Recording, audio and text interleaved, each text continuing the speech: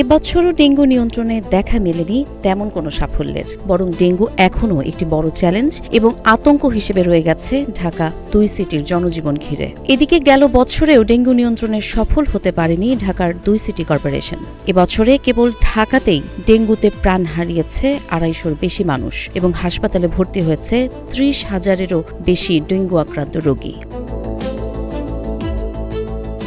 গত 27 মার্চ ঢাকা দক্ষিণ সিটির আগের নির্বাচনের ফল বাতিল করে বিএনপি নেতা ইশরাক হোসেনকে মেয়র হিসেবে ঘোষণা করে আদালত। পরে 28 এপ্রিল ইসি গেজেট প্রকাশ করে ইসি, কিন্তু শপথ নিতে না পারার কারণে আন্দোলনে নামেন ইশরাক হোসেনের সমর্থকরা। ফলে 43 দিন বন্ধ থাকে সিটি কর্পোরেশনের কার্যক্রম।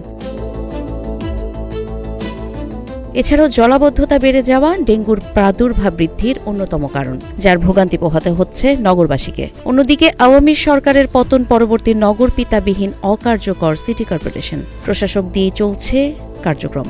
আবার সেই প্রশাসক বদল হয়েছে 6 বার, ফলে নেই আশানুরূপ ডেঙ্গু নিয়ন্ত্রণের উদ্যোগ। যদিও নিয়মিত কাজের বাইরে নতুন কিছু উদ্যোগ নিয়েছে নগর কর্তৃপক্ষ, তবে নেই কোনো বড় প্রকল্প। কাজী ইশরাত জাহান দৃষ্টি, নাগরিক প্রতিদিন।